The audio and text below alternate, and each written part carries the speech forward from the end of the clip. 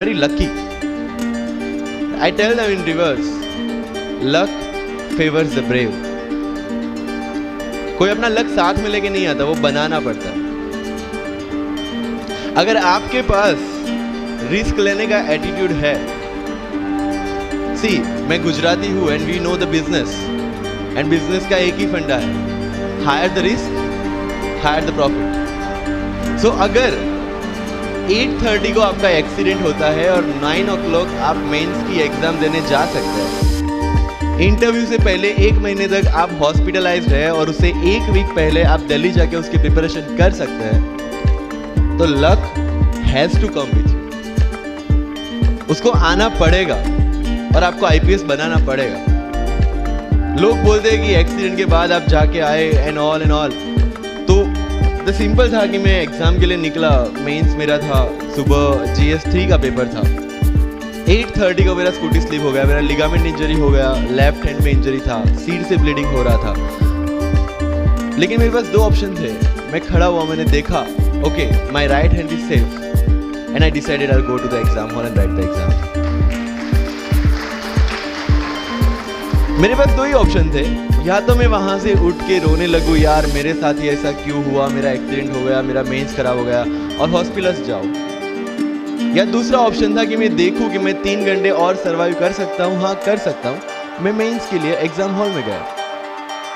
ये जितने भी फोटोग्राफ्स लगे हैं, सर ने जैसे बताया कि जितने भी इंसान सक्सेसफुल हुए, अगर आप उसकी लाइफ स्टोरी देखेंगे तो कहीं ना कहीं एक मोमेंट आता है जहां पे वो इंसान की जो स्ट्रगल है वो पीक पे हो जाते हैं।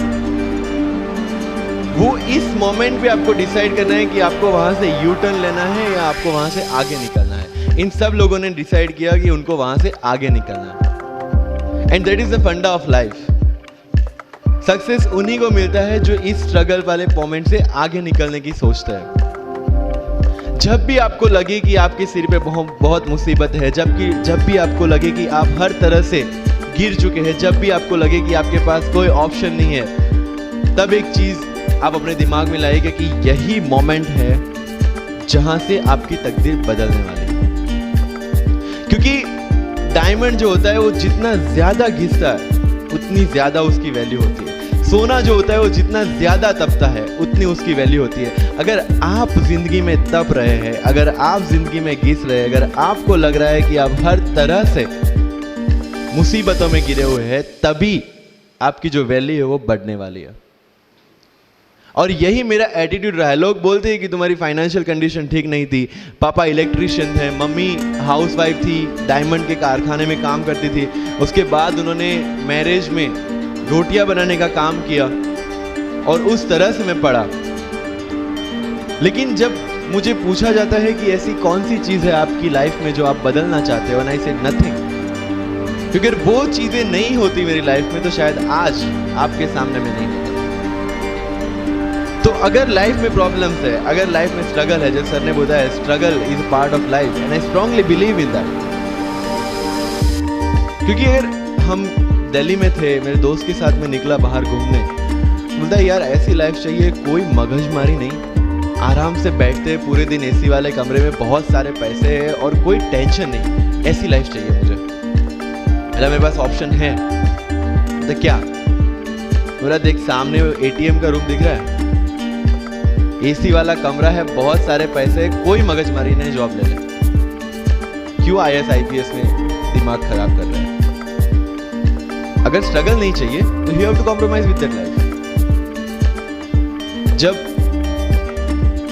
भारत वर्ष का सपना चंद्रगुप्त ने देखा, चाणक्य ने देखा, और उस भारत वर्ष को बनाने के लिए जब ये संघर्ष जारी था, और तब